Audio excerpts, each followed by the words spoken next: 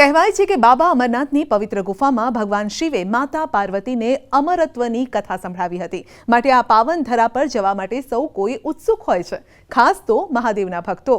ત્યારે એ ઘડી પણ હવે આવી ગઈ છે। બાબા બર્ફાનીના દર્શન કરવા માટે ઈચ્છુક ભક્તો માટે અમરનાથ યાત્રાની તારીખ જાહેર થઈ ગઈ છે। તેથી શ્રદ્ધાળુઓ પોતાનું રજીસ્ટ્રેશન કરાવી શકે છે। તો જાણી લો કેવી રીતે કરશો નોંધણી।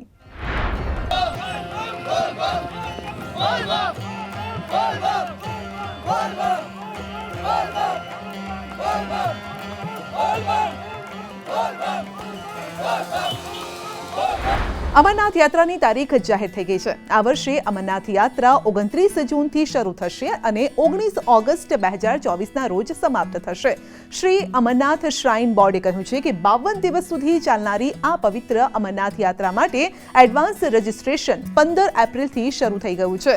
અમરનાથ યાત્રા 2 રૂટથી થાય છે। એક માર્ગ અનંતનાગ જિલ્લામાં પરંપરાગત 48 કિલોમીટર લાંબો નૂનવાન પહલગામ માર્ગ છે, જ્યારે કે બીજો ગાંદરબલ જિલ્લામાં 14 કિલોમીટર લાંબો બાલટાલ માર્ગ છે। વાસ્તવમાં શ્રીનગરથી 141 કિલોમીટર દૂર અને દરિયાની સપાટીથી 12,756 ફૂટની ઊંચાઈ પર સ્થિત અમરનાથની પવિત્ર ગુફામાં દર વર્ષે દેશભરમાંથી લાખો શ્રદ્ધાળુઓ બાબા બર્ફાનીના દર્શન કરવા આવે છે। જો તમે પણ આ વર્ષે અમરનાથ યાત્રા માટે રજીસ્ટ્રેશન કરાવવા માંગતા હોવ તો તમે શ્રી અમરનાથ શ્રાઇન બોર્ડની સત્તાવાર વેબસાઇટ પર જઈને રજીસ્ટ્રેશન કરાવી શકો છો। આ સિવાય અમરનાથ શ્રાઇન બોર્ડની મોબાઈલ એપ્લિકેશન દ્વારા પણ નોંધણી થાય છે।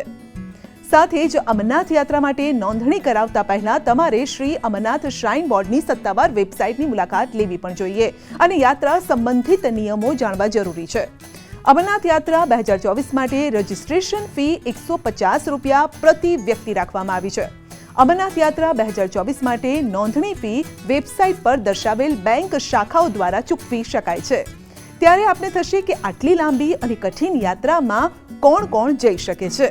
તો 13 વર્ષથી ઓછી ઉંમરના અથવા તો 70 વર્ષથી વધુ ઉંમરના કોઈ પણ વ્યક્તિ અમરનાથ યાત્રામાં ભાગ લઈ શકશે નહીં।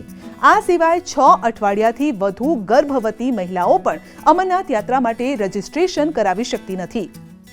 સાથે જો આપ આ યાત્રા કરવા ઈચ્છો છો તો અધિકૃત ડોક્ટર દ્વારા જારી કરાયેલ માન્ય ફરજિયાત આરોગ્ય પ્રમાણપત્ર જરૂરી છે।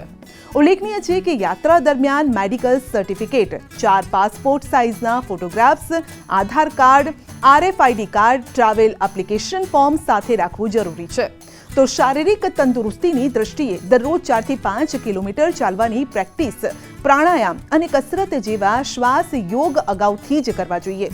યાત્રામાં અનેકવાર કુદરતી આફતો સહિતની અડચણો આવતી હોય છે, તેમજ ઘણીવાર લાંબા સમય સુધી રસ્તાઓ બંધ રહેતા હોય છે, માટે જીવન જરૂરિયાતની વસ્તુઓ પણ સાથે રાખો। મુસાફરી દરમિયાન વૂલન કપડાં, રેઇનકોટ, ટ્રેકિંગ સ્ટિક, પાણીની બોટલ, જરૂરી દવાઓની થેલી સાથે રાખવી હિતાવહ છે। અમરનાથ યાત્રા દરમિયાન સુરક્ષા ખૂબ જ કડક હોય છે। NDRF, SDRF, જમ્મુ અને કાશ્મીર પોલીસની માઉન્ટેન રેસ્ક્યુ ટીમ્સ પણ ભક્તોની સુરક્ષામાં જોડાય છે।